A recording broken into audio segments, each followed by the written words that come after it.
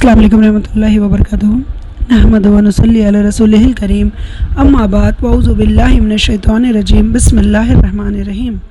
Rabbi इश्रह ली सदरी व यस्सिर ली अमरी वहलुल उक़दतम मिन लिसानी यफ़क़हू क़ौली।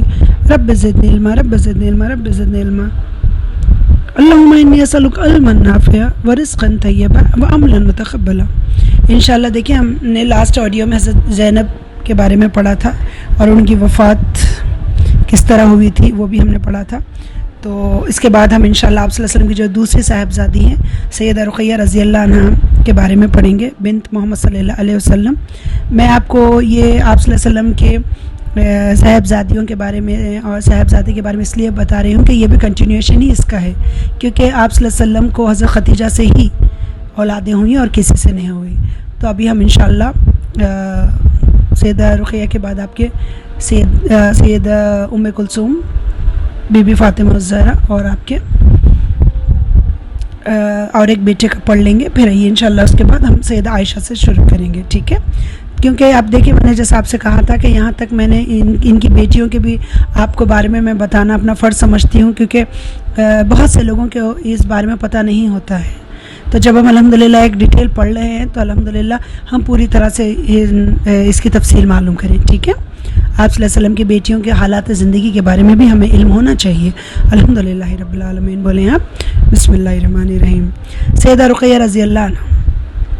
सैयदा रुक़ैया रज़ियल्लाहु अन्हा मक्के मुकर्रमा में सैयदा ज़ैनब रज़ियल्लाहु अन्हा की विलादत के 3 साल बाद मोहम्मद सल्लल्लाहु अलैहि वसल्लम के नबी से 7 साल पहले पैदा हुई। नबूवत से आप 7 साल पहले पैदा हुई। रसूलुल्लाह सल्लल्लाहु अलैहि वसल्लम की सैयदा खदीजा से होने वाली सारी औलाद नजीबुल तरफ़ैन थी। सैयदा रुक़ैया रज़ियल्लाहु अन्हा वालिद और वालिदा दोनों की तरफ से क़ुरैशिया थी। सैयदा रुक़ैया रज़ियल्लाहु अन्हा की पैदाइश के वक्त आप सल्लल्लाहु अलैहि वसल्लम की उम्र मुबारक 33 साल थी, 33 ईयर्स। और आपको नबूवत कब मिली? आप 40 साल में। इसीलिए यहाँ पे पहले फरमा दिया गया कि आप सल्लल्लाहु अलैहि वसल्लम के नबी बनने से 7 साल पहले ये पैदा हुई और हज़रत ज़ैनब से 3 साल के बाद ये पैदा हुई, ठीक है। आप सल्लल्लाहु अलैहि वसल्लम की उम्र 33 ईयर्स थी। उनकी विलादत के वक्त तक आप सल्लल्लाहु अलैहि वसल्लम के सर पर ताज नबूवत नहीं रखा गया था। आप सल्लल्लाहु अलैहि वसल्लम के घर के साथ ही अबू लहब का घर था। नबूवत मिलने से पहले ये शख्स यकीनन आप सल्लल्लाहु अलैहि वसल्लम से मोहब्बत करता था। अबू लहब का नाम अब्दुल उज़्ज़ा था। नहायत खूबसूरत होने के साथ साथ मालदार भी था। उसके एक बेटे का नाम उतबा और दूसरे का नाम उतैबा था। बनु हाशिम के कुछ लोग सरदार अबू तालिब को लेकर रसूल सल्लल्लाहु अलैहि वसल्लम की खिदमत में हाजिर हुए और गोया हुए, आपने अपनी बड़ी बेटी का निकाह अबुल आस से कर दिया है। बिलाशुबा वो अच्छा दामाद और शरीफ इंसान है, मगर हम आपके ददियाली रिश्तेदार ये कहते हैं कि जिस तरह आप पर खदीजा की बहन हाला के बेटे का हक़ है, इसी तरह हमारा भी हक़ है।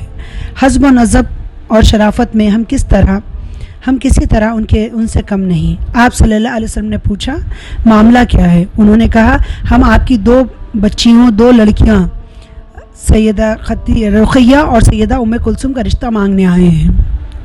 रिश्ता मांगने वालों में अबू लहब भी था और वो अपने बेटों उतबा और उतैबा के लिए रिश्ता तलब कर रहा था। समझ गए आप? अब यहाँ पे जैसा बताया गया कि आप जब पैदा हुई तो आप सल्लल्लाहु अलैहि वसल्लम की एज 33 ईयर्स थी और आपके सल्लल्लाहु अलैहि वसल्लम के घर के साथ ही अबू लहब का भी घर था। तो नबूवत मिलने से पहले अबू लहब मोहम्मद सल्लल्लाहु अलैहि वसल्लम से बहुत मोहब्बत करता था और अबू लहब का असल नाम जो था अब्दुल उज़्ज़ा था। नहायत खूबसूरत होने के साथ साथ वो मालदार भी बहुत था। अब यहाँ पे एक बात नहीं आई है, मैं आपको इंशाअल्लाह जब हम कुरान भी पढ़ेंगे तो आपको मैं कह दूँगा। लहब कहते हैं आपके शोले को। तो ये इतना खूबसूरत था कि रेड था और इसको नाम इसीलिए शोले का बाप अबू कहते हैं, अब फादर को अरबी में अबू कहते हैं। जैसे आप अब्बू यहाँ भी कहते हैं ना, अबू लहब, अब्बू फादर को कहते हैं ना, ऐसा अबू लहब है शोलों का बाप। तो ये बेहद खूबसूरत है, इसीलिए इसका नाम तो असल अब्दुल उज़्ज़ा था, लेकिन इसको पुकारा जाता था अबू लहब, ठीक है, इसलिए इसका नाम ये पड़ा था। ये खूबसूरत होने के साथ मालदार भी था। तो इसके 2 बेटे थे, जैसा अभी मैंने आपसे कहा कि उतैबा और उतबा। तो बनु हाशिम के कुछ लोग क्या करें, आप कुछ सरदार ابو طالب کو لے کر محمد صلی اللہ علیہ وسلم کی خدمت میں حاضر ہوئے. انہوں نے کہا کہ آپ نے اپنی بڑی بیٹی کا نکاح حضرت زینب کا تو ابو العاص سے کر دیا, اور وہ سیدہ خدیجہ کی بہن کو آپ نے اپنی ایک بیٹی دی, اور ہم بھی آپ کے ددیالی رشتہ دار ہیں, اور آپ کی دونوں بیٹیاں ابو لہب کے دونوں بیٹوں کو آپ نکاح کر دیں. تو اس نے یہ رشتہ مانگا. ارشاد ہوا, اے چچا مجھے قرابت داری رشتہ داری سے انکار نہیں, مگر مجھے سوچنے کا موقع دے. جب انہوں نے رشتہ مانگا ابو لہب نے, تو محمد صلی اللہ علیہ وسلم نے کیا فرمایا, اے چچا مجھے قرابت داری رشتہ داری سے انکار نہیں, مگر مجھے کچھ وقت دیں آپ سوچنے کا. نبی کریم صلی اللہ علیہ وسلم نے سیدہ خدیجہ رضی اللہ عنہا سے مشورہ کیا. پہلے تو اس رشتے پر تیار نہیں ہوئی, کیونکہ ان کے سامنے ام جمیل کا چہرہ تھا جو ابو لہب کی بیوی تھی, اور اسے ان سیدات کی ساس بننا تھا. یہ خاتون جس کا نام اروی تھا, ابو سفیان کی بہن اور اموی خاندان کے مشہور سردار حرب بن امیہ کی بیٹی تھی. یہ خاصی بدتمیز, بد زبان اور فتنہ پرداز عورت تھی. قرآن کریم نے حمالۃ الحطب کا لقب اسی بدبخت عورت کو دیا. سیدہ خدیجہ رضی اللہ عنہا کو یہ فکر تھی کہ ان کی بچیوں کا نباہ اس عورت کے ساتھ کیسے ہوگا.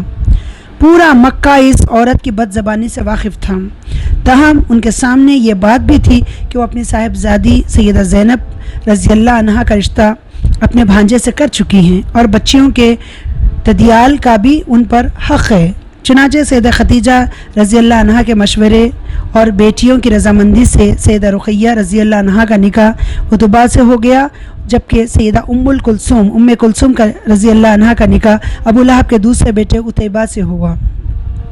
تاہم جب رسول صلی اللہ علیہ وسلم نے نبوت کا اعلان فرمایا, اس وقت تک ان کی رخصتی نہ ہوئی تھی, اور یہ دونوں سیدات اپنے والد گرامی کے گھر پر ہی تھیں. سمجھ گیا؟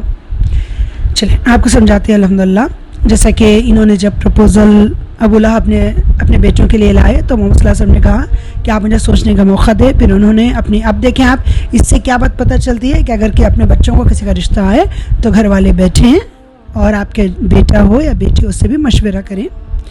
دیکھیں میرا رب ہمیں آپ صلی اللہ علیہ وسلم کی زندگی سے, قرآن مجید سے, ہمیں زندگی کے ہر پہلو پہ آپ یقین کریں اللہ نے روشنی ڈالی ہے. سبحان اللہ. تو آپ صلی اللہ علیہ وسلم نے کیا کیا کہ اپنے خدیجہ رضی اللہ عنہا سے مشورہ کیا. پہلے تو اس رشتے پر تیار نہیں ہوئی کیونکہ ان کے سامنے ام جمیل کا چہرہ تھا, اور یہ عورت جو تھی وہ بہت ہی خاصی بد زبان, بدتمیز اور بہت کیا کہنا چاہیے فتنہ پرداز عورت تھی. تو خود قرآن کریم نے ابھی ہم جو ابو لہب سورہ میں جو پڑھیں گے, تو حمالۃ الحطب کا لقب اسی بدبخت عورت کو اللہ تعالیٰ نے دیا ہے. تو سیدہ خدیجہ کو یہ فکر تھی کہ ان کی بیٹیوں کا نباہ اس کے ساتھ کیسے ہوگا, کیونکہ آپ دیکھیں جو ساس ہوتی ہیں وہ مطلب اگر آپ اپنی بیٹی کسی کو دیتے ہیں تو زیادہ تر مطلب اس کے ساتھ رہنا پڑتا ہے گھر میں. سسر جو ہوتے ہیں وہ تو بیچارے باہر آتے جاتے رہتے ہیں, لیکن عورتیں کہاں جاتی ہیں. تو حضرت خدیجہ کو بھی یہی فکر تھی کہ اس عورت کے ساتھ میری بیٹیوں کو رہنا پڑے گا, اور پورے مکے میں یہ اس عورت کی بد زبانی سے پورا مکہ واقف ہے. تو لیکن پھر انہوں نے کیا کیا کہ ایک طرف انہوں نے دیکھا تو وہ اپنے بھانجے کو جو تھے ابو العاص, ان کو اپنی بیٹی زینب دے چکی تھی, تو بچیوں پہ ددیال کا بھی حق ہوتا ہے. تو انہوں نے کیا کہا کہ بچیوں سے بھی مشورہ کیا, اور بچیوں کے مشورے کے بعد, ان کی رضامندی لینے کے بعد, ابو لہب کے دونوں بیٹوں سے اپنی دونوں بیٹیوں کا نکاح کر دیا. لیکن جب تک محمد صلی اللہ علیہ وسلم کو نبوت نہیں ملی تھی اور رخصتی ابھی باقی تھی, اور یہ لوگ اپنے والد کے گھر پر ہی تھی. جب اللہ کے رسول صلی اللہ علیہ وسلم کی عمر مبارک 40 سال ہوئی تو آپ صلی اللہ علیہ وسلم کو نبوت سے سرفراز کیا گیا. سب سے پہلے اسلام قبول کرنے والوں میں آپ صلی اللہ علیہ وسلم کی اہلیہ محترمہ سیدہ خدیجہ رضی اللہ عنہا تھی, اور آپ صلی اللہ علیہ وسلم کی چاروں صاحبزادیاں سیدہ زینب, سیدہ رقیہ, سیدہ ام کلثوم اور سیدہ فاطمہ الزہرا رضی اللہ عنہا شامل تھیں. سیرت نگاروں نے وضاحت سے لکھا ہے کہ جس روز سیدہ خدیجہ رضی اللہ عنہا نے اسلام